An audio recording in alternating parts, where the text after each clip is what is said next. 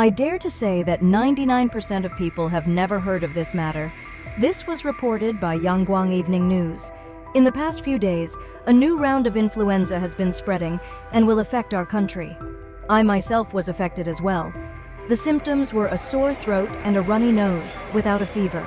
The throat was extremely dry and painful, so painful that even swallowing saliva hurt. With today's advanced technology, even influenza trends can be detected and reported. Everyone must wear a proper mask, protect yourselves, and take good care of your health in the coming days.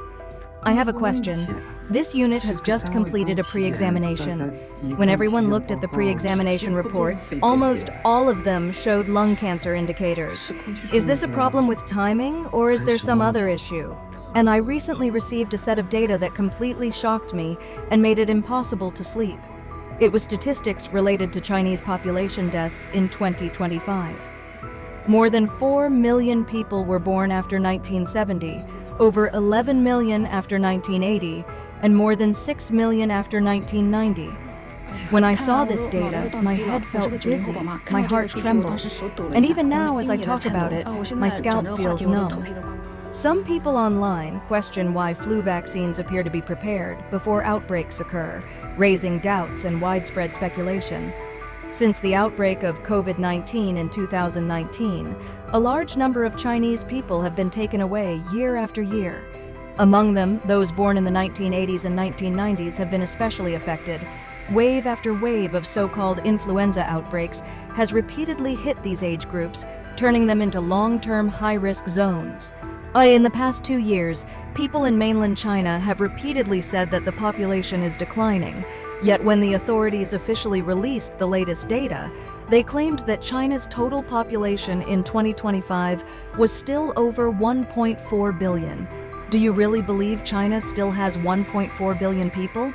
In the past, when the population was less than 1.2 billion, everywhere was lively.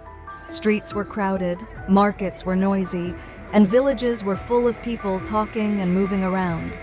Today, they say China has over 1.4 billion people, yet townships are empty, villages are deserted, rural roads are silent, and even the ditches are abandoned. Where did all the people go? This has become the biggest mystery of the past 25 years.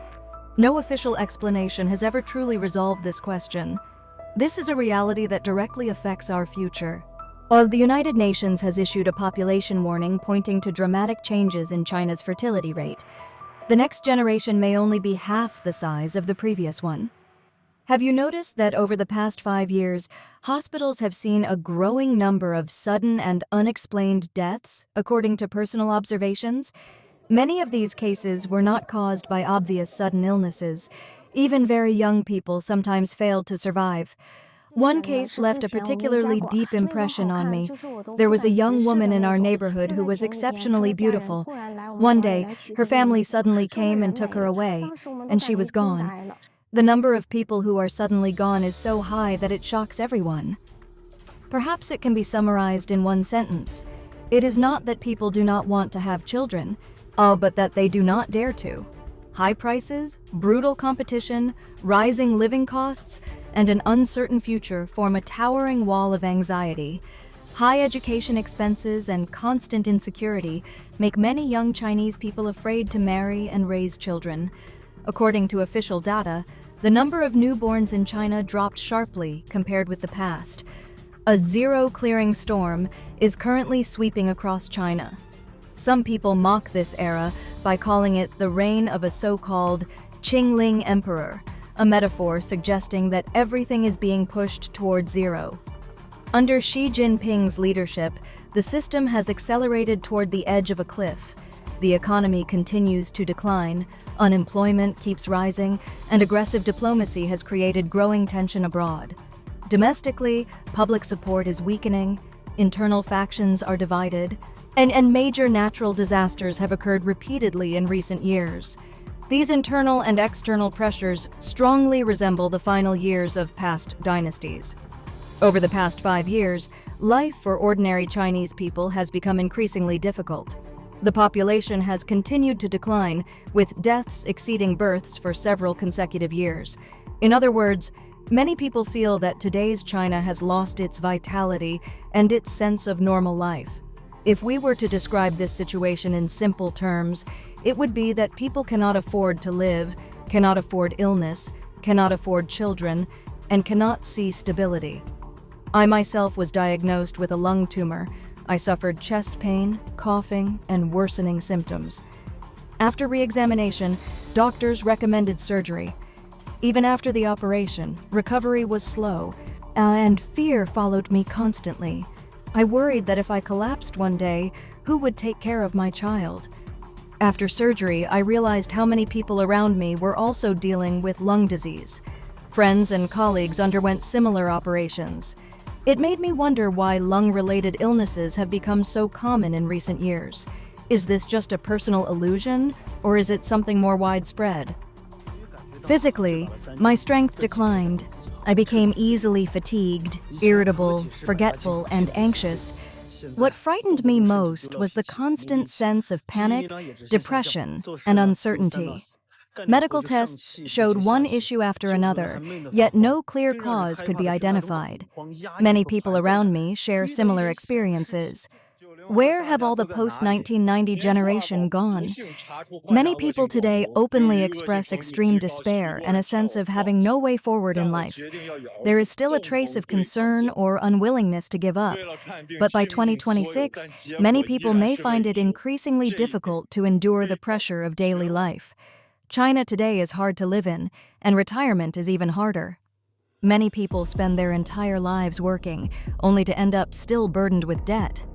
As more young people choose not to marry or have children to relieve survival pressure, the population continues to age. The average age keeps rising, bringing long-term consequences for consumption, housing demand, and fiscal stability. So how many people are actually left in China? This has become a closely guarded secret. Officially, the number remains above 1.4 billion, yet various leaked data and independent estimates suggest the real number may be far lower. The lack of transparency has only intensified public doubt. Online rumors and unverified reports suggest that tensions within Beijing's military system have reached an unusually high level. Some accounts describe abnormal military movements, traffic restrictions, and sudden disruptions, but none of these claims have been officially confirmed. And the absence of clear information has fueled speculation and anxiety. Some overseas accounts claim that violent clashes and arrests occurred during this period, but these allegations have not been independently verified. Conflicting reports, deleted articles, and silence from authorities have only deepened uncertainty. At the same time, economic pressure is clearly visible at the ground level. In Hainan, rents remain high, utilities are expensive, consumption is weak, and businesses are closing one after another. Streets, shopping malls, and office buildings are empty. Investors are withdrawing, and small business owners are struggling to survive. House prices have fallen sharply in many areas, some by 50% or more. What was once marketed as a prosperous future has become a heavy burden. Tourism is declining, consumption is shrinking, and many people feel there is nowhere left to escape. This is the reality many people in China are facing today: population decline, health anxiety, economic pressure, and a society weighed down by uncertainty. The sense of hope that once existed is gradually fading, replaced by exhaustion and silence. What China is facing today is not a single crisis, nor can it be explained only by disease or natural disasters. It is a comprehensive social and economic breakdown. Epidemics come one after another. Extreme weather and disasters occur frequently, while the economy continues to fall almost vertically. Businesses are closing in waves, bankruptcies are spreading across industries, unemployment is rising everywhere, and countless families are losing their sources of income. Consumption is shrinking, confidence is collapsing, and the pressure on ordinary people is reaching a breaking point. This is no longer a temporary downturn, but a structural crisis affecting livelihoods, health, employment, and the future of an entire generation. The real danger is not only how severe the crisis has become, but how long it may last, and how little room many people feel they have left to endure it. More importantly, the current crisis is exposing deep structural problems that have accumulated for many years. Local governments are burdened with heavy debt.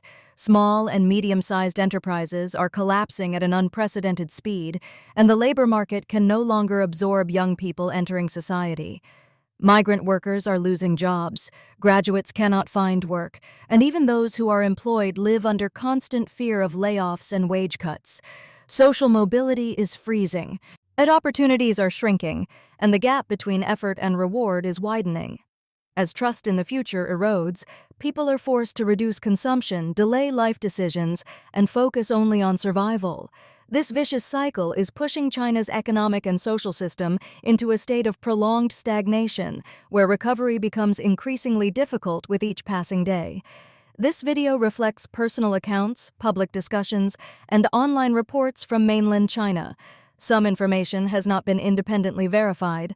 The purpose is social analysis and commentary, not factual confirmation. Thank you for watching until the end. If you find this video meaningful, please like, share, and subscribe to the channel. I'll see you in the next video.